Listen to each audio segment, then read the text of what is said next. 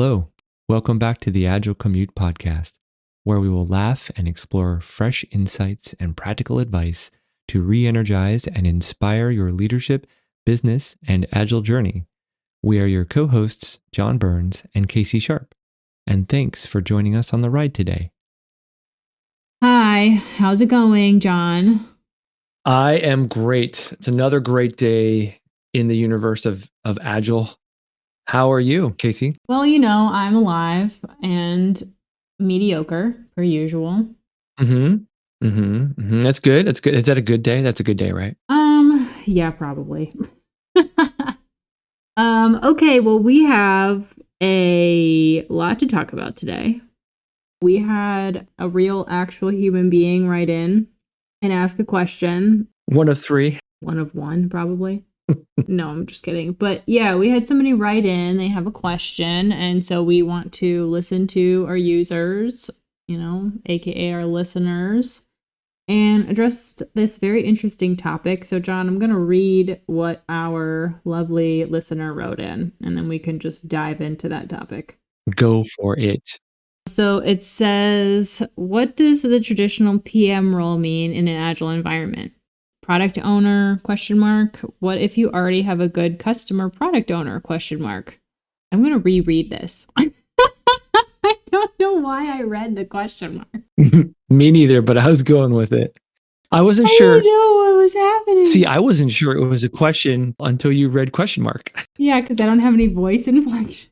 No. Okay, I'm going to do this again. Ready? 3, 2, 1. What does the traditional PM role mean in an agile environment? Product owner.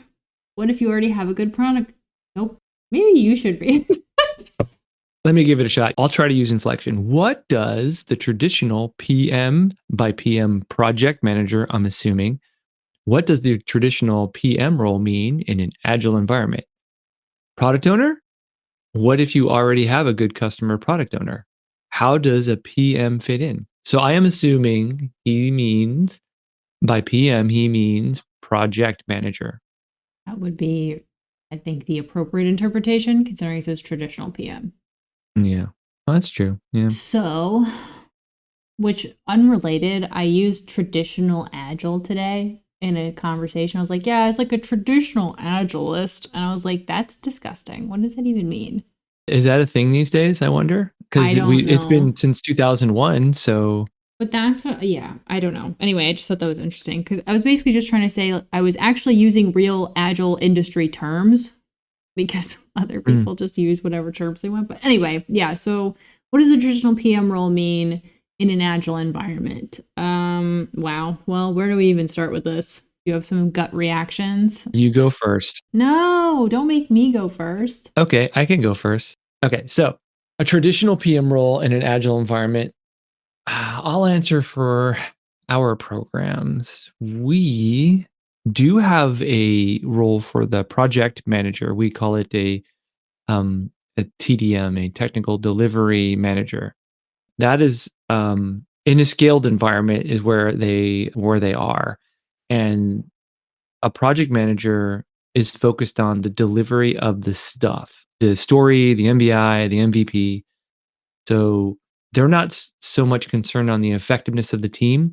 They're just concerned that everything that needs to happen for it to be delivered into production happens. They coordinate across teams.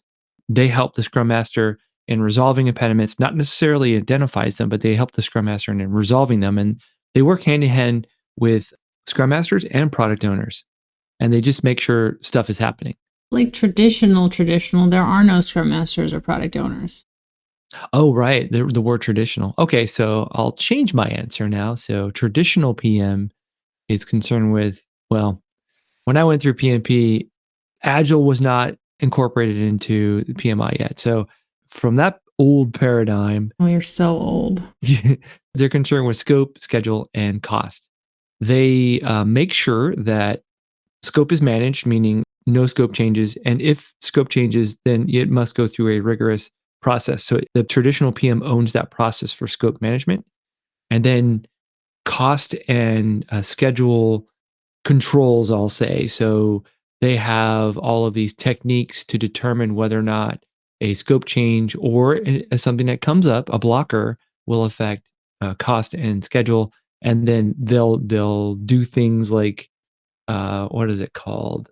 Critical path analysis to identify first of all the critical path, and then what are some things you can do to ensure the critical path stays the critical path and isn't changed to something longer and stuff. So really, they just do scope, schedule, and cost. They focus on that and make sure everything is on time and on budget. There's no real team environment that they're concerned about. They're just concerned that the work is being accomplished according to the plan. That does not quite 100% fit in the agile environment. What would have to happen is there'd have to be some kind of negotiation or agreement between the PM and the Scrum Master, given that it's an agile environment, and the product owner for who does what. And then that's where I see it fitting. Thoughts? I have a lot of thoughts on this topic. I'll also just be honest, and I cheated and I did try and look up a few things to see what other people thought too. So I think originally when I first started doing all this agile stuff, I was like, this is dumb. There should be no PM role. It makes no sense, blah, blah, blah. And I think a lot of that came from Scrum Master training, not to criticize Scrum or other types of training where people teach Scrum. Because I don't think Scrum explicitly is like, no, there should be no PMs. I think just people who I had learned it from sort of indicated that. And so that's sort of how I started learning. I was like, well, that's dumb. Like, you don't need a PM because you have product owners and all these other things. I actually have kind of now swung to the other side because right now I'll just say that where I work currently, if we didn't have a, what I'll say, like program manager or project manager, maybe I'm convincing myself otherwise. We have a program manager. So he helps us with like making sure we have enough funding, making sure that we have the right staff, making sure that we have the right resources, or like if someone's computer breaks, he's able to go work with people to go get that stuff. He helps facilitate all of those other things, which I feel like you could argue a Scrum Master could do. But especially when you start scaling and you have more and more teams, it gets very, I think it becomes very challenging to keep up with those things. So I am a Scrum Master now, well, and product owner and everything, and I'm everything under the sun. But like in my Scrum Master role, I help our program manager with staffing because I know kind of what's going on at the team level and what kind of gaps we have and things like that. I mean, he has an okay idea, but he helps work with folks to like get resumes and do that initial triage of them. And then he'll bring me into interviews and stuff. But having somebody to help make sure all of that stuff is happening for me has been very helpful because I would not have the time to do all of that on my own. And those functions are necessary for probably not all projects or teams or whatever. But at least in a lot of the organizations where I've worked, it's just too much for one person to do. And so I found that that's been helpful. And I will say that I think I've deviated slightly because it's not really a project manager. Like my program manager isn't managing like the day-to-day activities or like, are we on schedule with our roadmap or things like that? But that thing that he does as the program manager is a function that, from my understanding, a traditional project manager would also do. Mm-hmm. And you can correct me if that's not true. Yeah, at scale. Yeah, I'm assuming that regular project, I have no real like traditional project management experience, so I'm relying on you and your ancient PMP certification. It's so ancient. 4.0. But like the financial aspects and like those types of things, could I theoretically do that as a Scrum Master, or could a product owner on a team theoretically do that? Yeah, I mean, they could. But I do feel like once you get into these bigger scaled organizations, it becomes very hard to keep up with because there is just so much stuff going on. So I do think that the product owners and the Scrum Masters should have involvement in some of those additional activities, but I have found that it's just been too much. And so I sort of see this traditional PM role kind of almost splitting up amongst a variety of different roles in the Agile organization, which I think maybe you sort of said, or I blacked out. Who knows? It'd shock me. Yeah, I agree. Yeah, that's it. Right. But like even sort of where we are now, we as in my team, we have a scrum master and we have sort of product owners on each of our teams. And we have the program manager. But just as far as like the traditional PM stuff has sort of been sprinkled across multiple people. And if we're on a team together, and let's say you're the scrum master, I'm the product owner, and we have some external person come in and they're like, what's the status of blah, blah, blah? Or like, when is this thing going to be due? Who would that person go to? Like, would they go to you or would they go to me? I'll give you two answers. So first answer assumes that we are on a small 7 to 9 person software development team. You're the product owner and I'm the scrum master. They may go to you or me, but typically they're going to go to you because you talk to them a lot about the product and the roadmap and all that. They're going to say, where are we on this? And you'll probably be able to tell them the answer. I will probably be able to tell them the answer as well, but you're likely going to be the person fulfilling that role. So on a single scrum team, that's a project manager that would answer that question because it's reporting, right? Mm-hmm. That responsibility splits between the product owner and the scrum master. Now, let's say who's accountable for knowing that and making that able to be known at any given time. I would say that would be the scrum master of knowing where we are at all times. And then if the scrum master's a pretty good scrum master, they'll do it in such a way that the product owner can easily access that information anytime she wants. So you'd be able to just know what that is without even asking me. You'll just go to wherever I have it and you'll say, okay, that's where we are. And then you'll be able to answer that whenever it's asked. Yeah, I surprisingly like your answer. Well, I say that because on my first Scrum team, I was both the project manager and the Scrum Master. I was the project manager by title, but I was Scrum Master by choice. I decided to give the team a Scrum Master because, as far as I was aware, it was needed and there was a gap, so I filled it. And then I also retained all of the project manager reporting, making sure stuff gets across the finish line and is, deployed into production, all the nitty-gritty, going to boards, CCBs and all that, and putting together all the information that's needed for that. All of that I would lump into the project manager bucket, if you will. But I did that as well as Scrum Master duties. So that's on a single Scrum team. The other answer I was going to give is, what if we're scaled? What if we're one of 3 teams working on one large application? What is the status? Where are we? And when is it going to get done? Well, that's a more complicated answer. And that I would say it scales the same answer, but instead of the Scrum Master will help the Chief Scrum Master or the RTE provide the information in a form and format that's easily accessible by the product owners and product managers.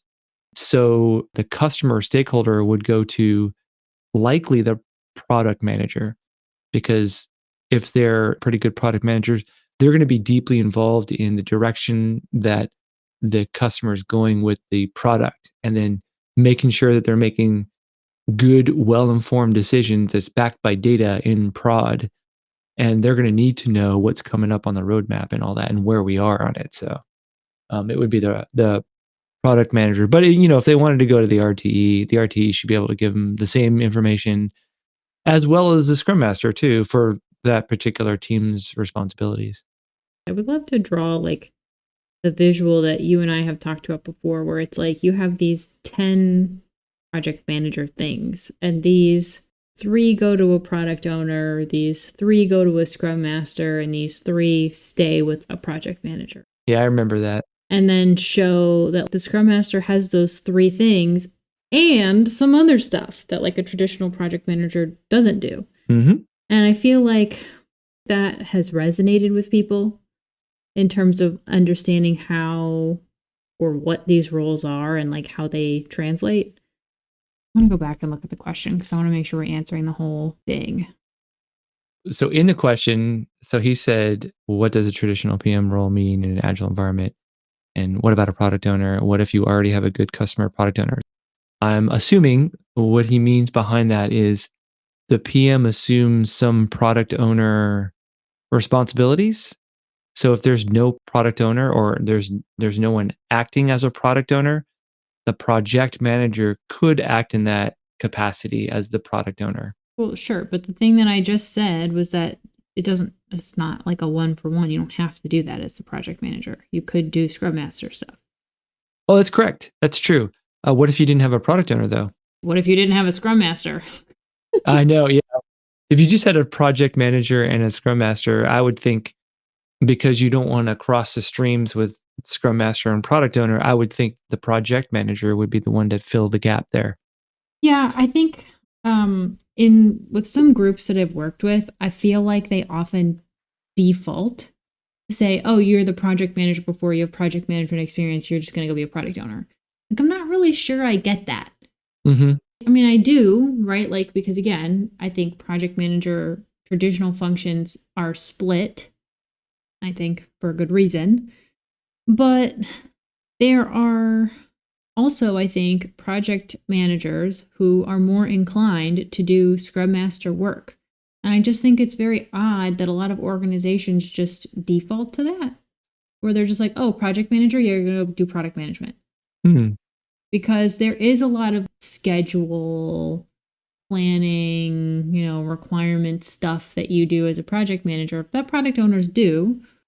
But some project managers, I'm assuming, are more into making sure that the schedule is on time and the team is doing what they need to do and like more in the weeds as to like what's going on in the day to day and less so much about this big lofty visioning and requirement elicitation and stakeholder management.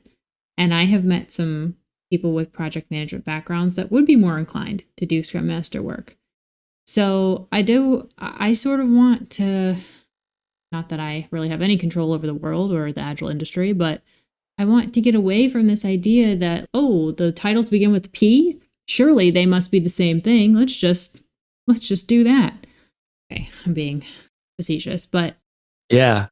Wouldn't it be cool if program managers or hiring managers or leaders of programs, when they're putting together the people that go on a program, wouldn't it be cool if they see that they have certain PMs with PMPs and stuff like that? If they ask them what their what? inclination is to be What? either a scrum master or a product owner, and then after that, hire the appropriate missing roles. You mean ask somebody what they want their destiny to be?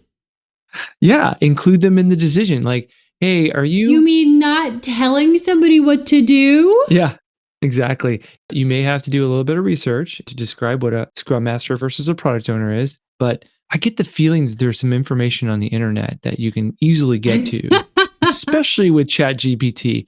And then you could say, hey, I know you're a PM.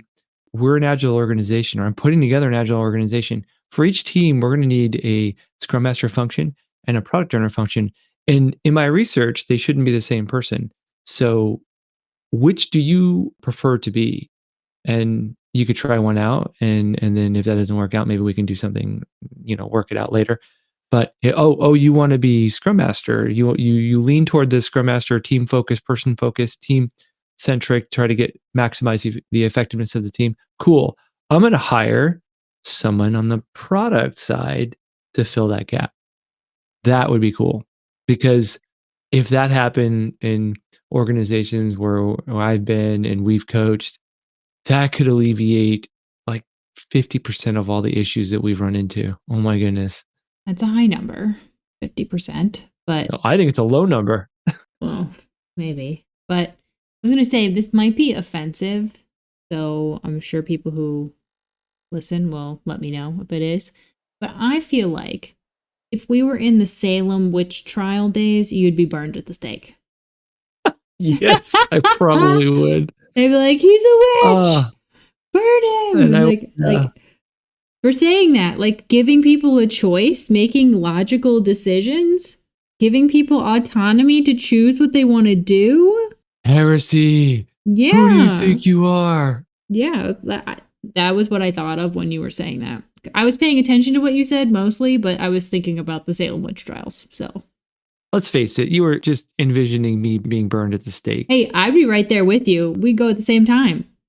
I would go down espousing, empowering people, and asking them, say, no, you should do this. Yeah, that reminds me of do you know the Hunchback of Notre Dame? Like the Disney Mm-hmm. version? Crazy movie for children, by the way. Have you seen that recently, like in your adult life? No, but I think back to all these old school Disney movies, and they were not tame. Oh my god. I could Yeah. go on a whole tangent, not the time, not the place. But when you were shouting, it made me think of the scene where he like Quasimodo lifts up Esmeralda and he's like, Sanctuary. Sanctuary. That's what I see us doing with like empowerment. We're like, empowerment. Empowerment. Oh my Exactly. god. What even is this podcast anymore? What's happened? It's only what episode is this? Episode 6? Yeah. We're doomed. Anyway, well, great. So all in all, we said a bunch of stuff, but the question of like, what if you already have a good customer product owner? I feel like that's very specific, probably to his situation. So I'm not going to try and read too much into that. But if you already have somebody who is claiming to be a product owner or is good at product ownership, I think kind of what you were saying is that if you have another project manager-esque person, perhaps it would make sense for them to morph into more of a scrum master role. If you have 2 for the 3 roles, yeah. What if you have 7. No, just Yeah, what kidding. if you have 3 people? Let's say single They team. have to fight. Yeah. And then their name would be written in the sky, and Yeah. there'd just be boom in the distance. But you get 3 people, a single team, single product, and you have a scrum master, a named scrum master, a named product owner who is pretty good. And in addition to both of those, a project manager. What would that project manager do? No, I feel like it really depends on the project slash product that you're building. Do you have an idea in your head? Like, is that why you asked that question? Yeah, I was trying to guess what our listener was trying to get at. With I think in his situation, he might have those 3 titles. And I would say if you're really in an agile environment, get the team together and figure it out because role titles are meaningless. You only so much as you got to have one person that owns the backlog and prioritization and decides and puts their neck on the line to be accountable for the value that gets delivered as product owner. You got one person that's accountable for the effectiveness of the team. So if it's faltering, that's the person that's going to do something about it, and that's Scrum Master. And then everything else is the team member. So the project manager, while they may not have too many technical skills, there's plenty of non-technical things that need to happen in order to make things run effectively. Just divide it up and put all the things that have to happen, write it up on a board. Here are all the things that need to happen in order to deliver. Who's going to do what? And then make sure that the jobs are kind of, evenly distributed so you don't overload somebody, right? I have a different answer. Oh, all right. What's your answer? I don't disagree with what you said. I think what you said is fine. I just have an additional answer. So I have seen in many circumstances where you have a situation where you have a team that has a large backlog, a lot of stakeholders, a lot of things going on, hustling and bustling. And I've seen the construct where you have more or less like an internal and external product owner, which I think can work very well. Mm-hmm. And so I would suggest that that is another path to go on. I don't think it precludes you from doing what you said of like, let's sit down and figure out roles and responsibilities because you should do that anyway. Mm-hmm. I have been on teams where that has been a good model, where teams have way too many stakeholders, way too big of a backlog, and it's impossible for a single product owner to manage all of that on their own. And Oh, so, that sounds familiar. yeah, I've been on more than one team where that's been the case. The one that you're thinking Mm-hmm. of is probably the one that was a good example where you more or less had a team of that was too big, but you had a team that almost had 3 product owners on one team. And it was unofficial, right? There was still the one named product owner, but you had 2 other people doing product owner activities because it was just too much for one person. So, Yeah, there were lots right. of user segments. I mean, trying to coordinate across different stakeholder groups, different groupings of functionality. And so everyone sort of had their own thing. And you could argue that it's sort of almost turned into a little bit of like a product management team. That was a very large example that we're talking about.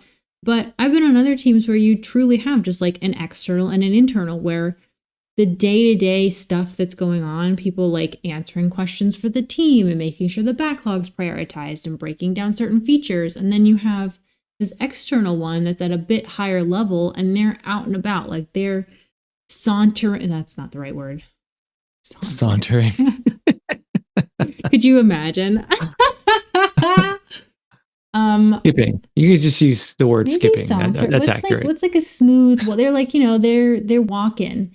You're schmoozing. You're talking with all these people. You're pimping. No, Yeah. that's not a thing. Okay. Anyway, but like with this external product owner or this like outward facing product owner, like they're running around, they're talking to people, they're trying to understand like these big, humongous, nebulous priorities. They're probably owning like the ultimate vision and all this stuff. And they come back and they're like, oh my God, guys, all this information. And having that person who is actually available for the team, which we didn't even talk about the core characteristics of a good product owner, but one of them is being available. And I'll say in a lot of books and trainings and audio books and podcast, like all these things that talk about product ownership, that is a huge job. And it is probably impossible for a single person to do on their own. And so having other team members, they can help the product owner. And a lot of teams do help the product owner. But if you're in this scenario where you have multiple people, where you have like a project manager, a scrum master, and a product owner, it might make sense to look at potentially having this inward facing versus outward facing. It's kind of almost similar to being in a scaled environment where you have like a product manager and a product owner. Yeah, you were describing all the external stuff primarily. I mean, there is a ton of stuff after you collate all of that information to translate that into all the stories and the epics and the MBIs and to organize that backlog and to prioritize it. That's where the realm of the internal product owner comes into play there. I can even use an older example, but even now, like with the product manager, product owner, or external product owner, and internal product owner, whatever terms you want to use, who cares? The internal product owner, which I have been, the product manager or external product owner, they'll come in and be like, oh, I just had this meeting with so-and-so and they told me this and they told me that and blah, blah, blah, all this stuff. And they'll like brain dump all these things that happened. And what I'll do is, because then they're rushing off to go meet with other people and get all this other information and also negotiate and argue about what we can and can't do as in terms of scope.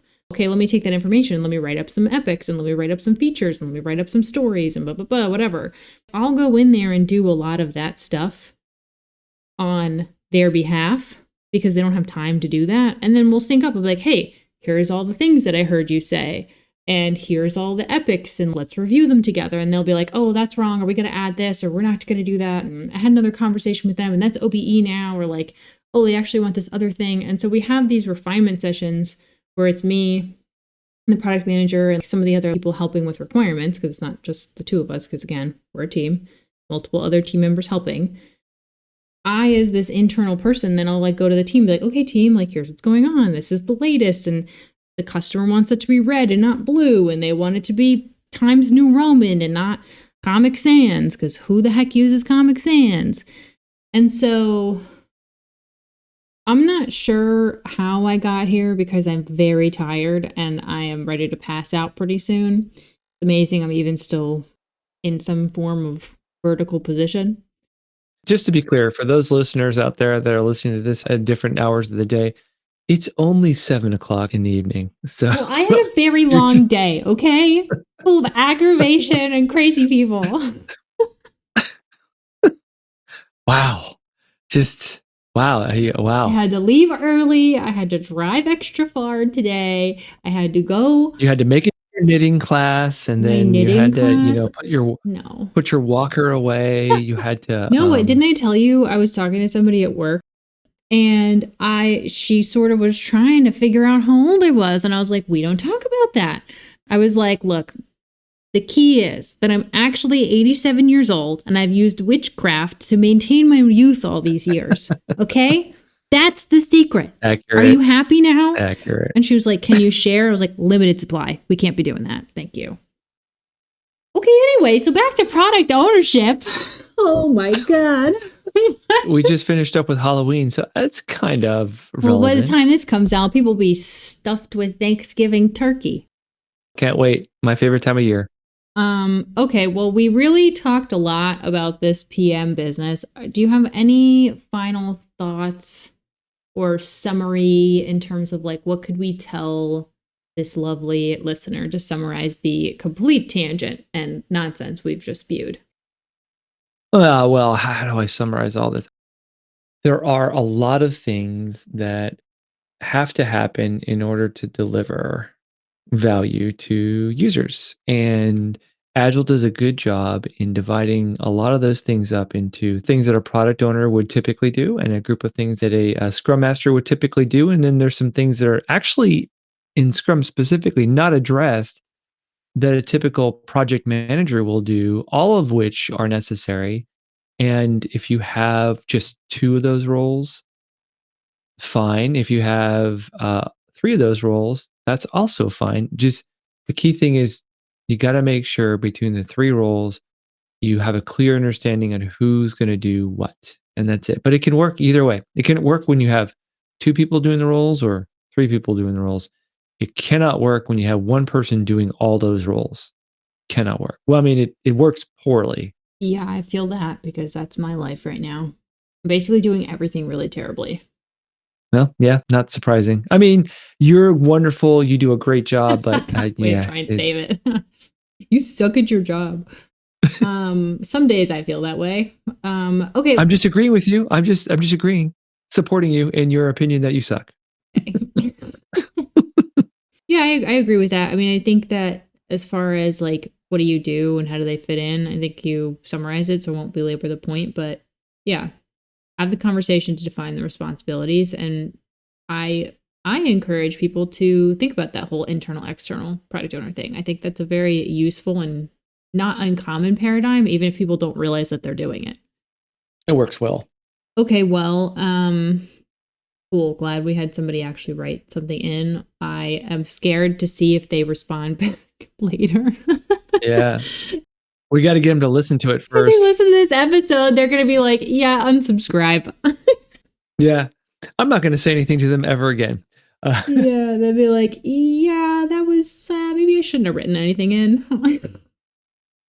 hey, let's spend a few minutes. You mentioned that by the time listeners listen to this, it'll be around Thanksgiving. Did you want to spend a few minutes talking about what we're thankful about in an agile context? Yeah, I love giving thanks.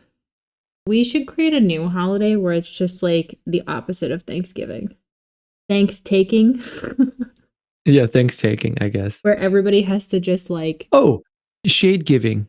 Instead of Thanksgiving, shade giving. that sounds like my kind of holiday. I work with some people who would love that holiday. Yeah.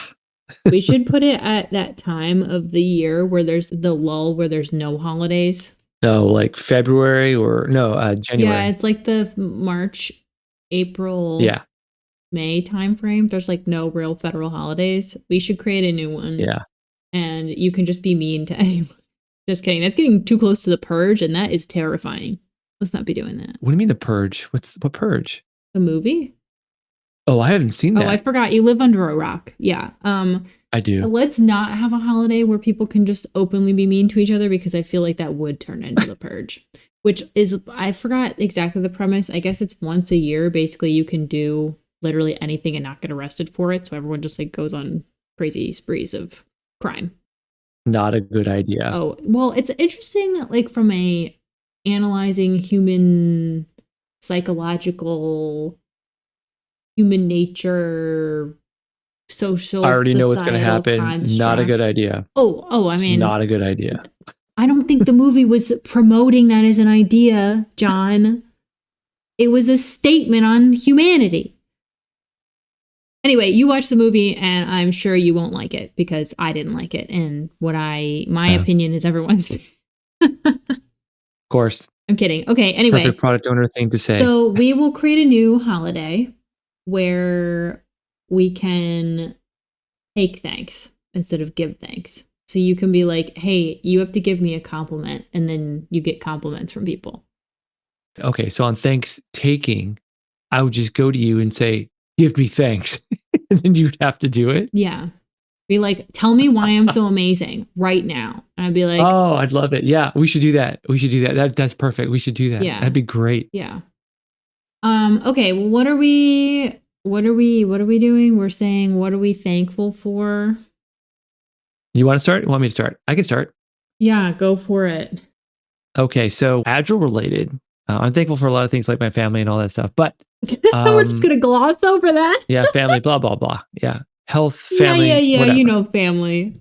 shelter, food, whatever. This is an Agile podcast. You Okay, can't take my persona, but okay. I know I'm not good at it.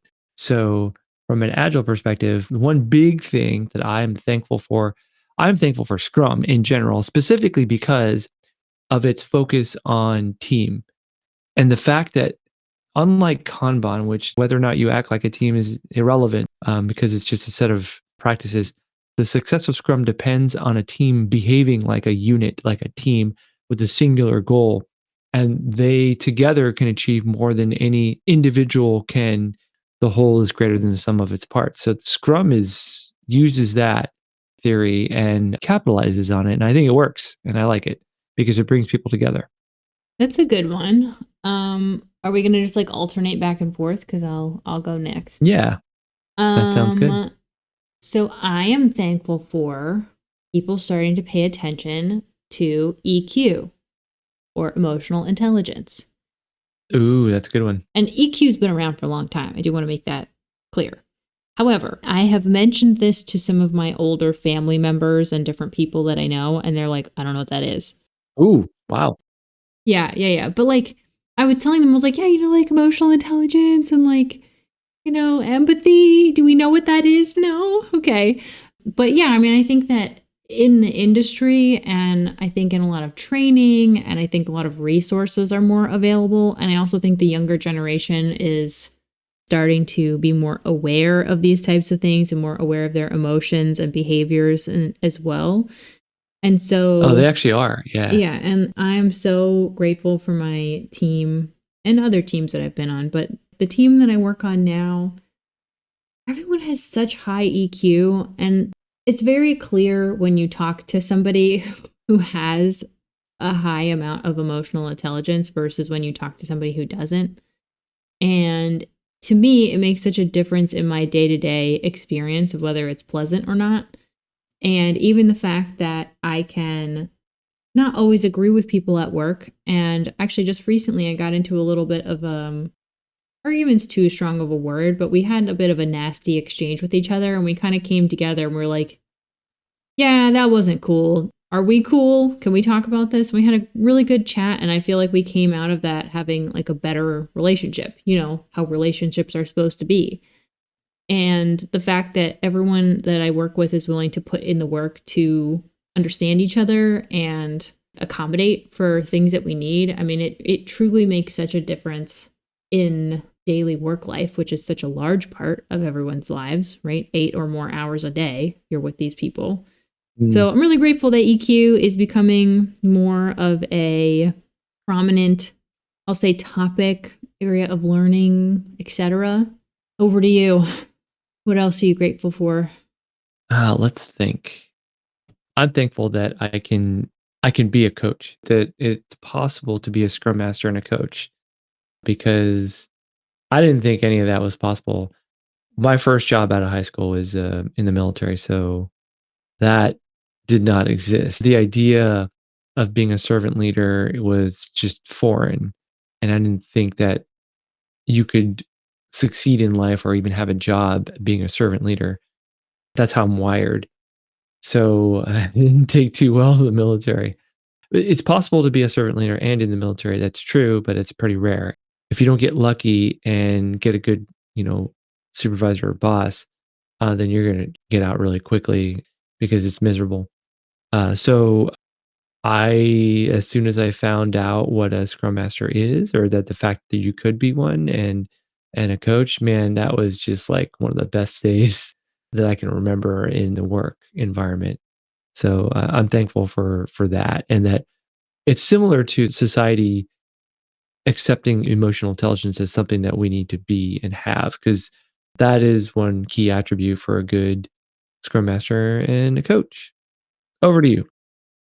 I want to add to what you said because I agree. I had a very, well, you and I had very different paths to get to the same place, kind of, in Hmm. terms of the coaching stuff. But I am super grateful because, and I can't remember if we talked about this in our first episode where we talked about our first contact or experience with Agile, but I had no clue what I wanted to do in life when I went to college. And my mom was like, you have to do something in IT. And so I went to school for IT stuff. I didn't feel confident enough to do engineering or computer science, but I was like, okay, well, maybe I could do IT.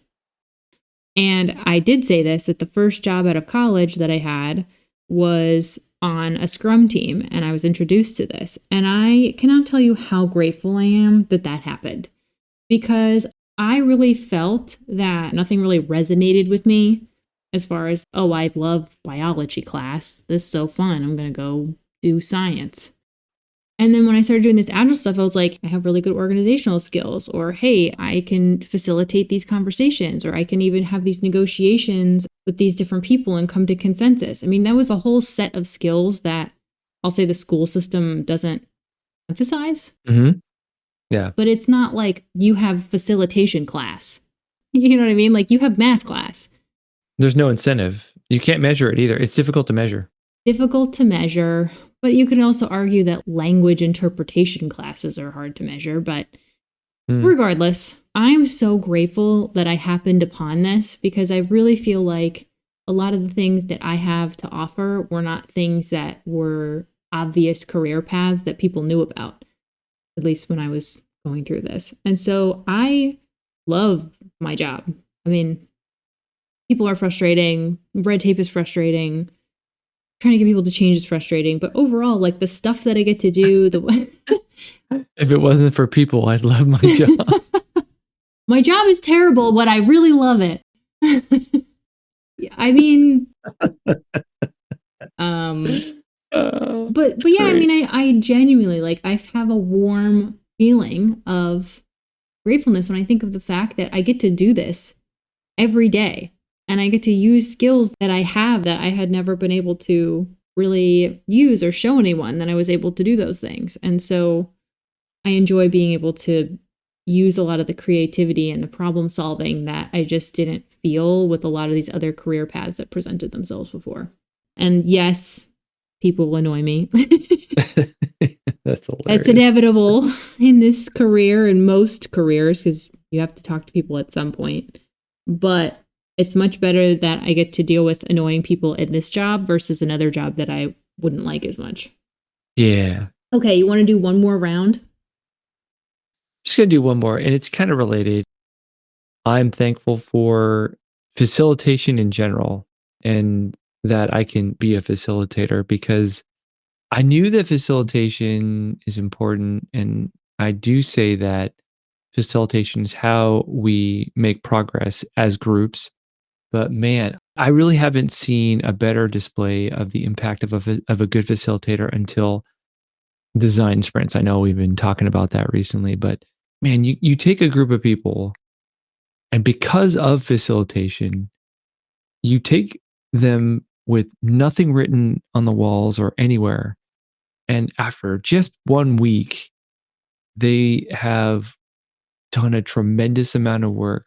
They've sketched a bunch of things. They created a map. They go through all these activities, and they successfully create a prototype and they test it and they learn from it and then they decide what they're going to do with that information all in 1 week. And that is because of a facilitator. And if you compare that with what they would do the year before without doing these things, these facilitated exercises, it would take them months, sometimes years to come to the same decision after millions of dollars of development teams' time to produce something they thought would be valuable, but then they learned that it wasn't. So to be able to move a group from one one place all the way through all that stuff to make a very good decision that is tested, I think is, I don't know, nothing short of miraculous. I think it's to get a group of people to do that is very difficult. And I guess what I'm trying to say is I'm thankful for the community of facilitation and all of the techniques, tools, and tricks that you can go out there and find to apply to do that. That's what I'm thankful for because it really is for me just the highlight of my job is whenever I get to facilitate something huge and I get to see that the hard work that people are putting into it is not wasted and to see that they are proud of what they did because I created the structure in which they can maximize their efforts. That to me, I'm really thankful for. Um, I have a few I'd like to rattle off. Go for it, rapid fire. The first one is I am extremely grateful for Kanban boards. I Mm-hmm. feel like we've been giving a lot of love to the coaching side of things and like the career. I love Kanban boards. Visualizing the work, that satisfying feeling of moving something into done. Are you kidding me? There's almost nothing more satisfying than that in life. Yeah, I'm looking at ours right now. I mean, What does that say about me? I think that that's amazing. And I know I'll say many people in my own life who have used Kanban boards in their personal lives to accomplish various things happening in their life.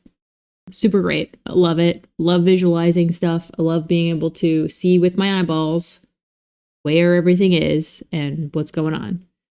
The other thing I'm grateful for, kind of related to other stuff we talked about, is moving away from command and control type of leadership. And we talked a lot about we're grateful for servant leadership. I'm grateful we're getting those command and control people out of here. No, thank you. I don't need that kind of stress. But it is stressful. Some of these people are very mean. yeah, they are. Yeah. And the last one is that I'm grateful for really, really, really outstanding product ownership because I feel like that can completely change the course of a project for the better or for the worse, depending on the product owner. But really good product owner, boom, decision making, boom, priorities, clearly defined vision. We know what we're doing. That clarity, amazing. Love it. Yeah, dude, when that happens, like everyone benefits.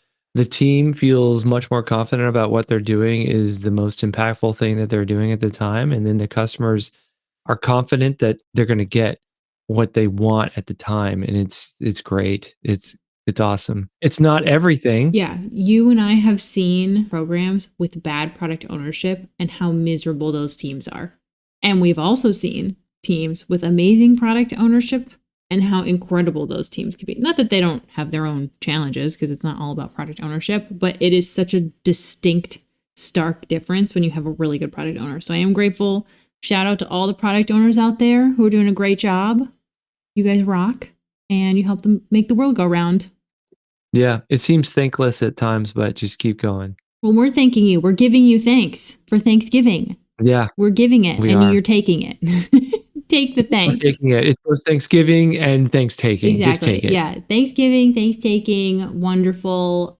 And yeah, I'm grateful for you for doing this ridiculous podcast with me. There, I said it. I said something nice. Who cares if we only have 2.5 Negative listeners? 1 users. Somehow we got negative people. Yeah, I am thankful. I'll echo that. I am thankful for this podcast as well, no matter how many listeners we have, because it's helping me formulate ideas and trying not to be a cool breeze that never gets to the point, as I've been described before. Yeah, I like it. This is Yeah. great. And I think we are both equally, if I could speak for you, I am so grateful to the people who are listening. I mean, we joke that nobody's listening. There are people who listen. And I am grateful for the people in our lives who have provided us feedback so we can continue to improve. And Yes. so hopefully, people who are listening now, if you have other topics or if you have other things that you think we could do better or differently, please let us know. We do genuinely take that to heart, and we continue to iterate, and hopefully we can continue to get better and better and provide what you guys want to hear. So, John, on that note, I'm going to wrap it up. Alrighty. Thank you guys so much for listening. Please go ahead, like, subscribe, hit notification bells. If you would like to contact us, feel free to DM us on Instagram or email us at our email address, which is theagilecommute@gmail.com. And I hope you guys have a really safe holiday season, safe Thanksgiving. Hopefully, you will be able to eat some good food, and we will see you guys next time. See ya.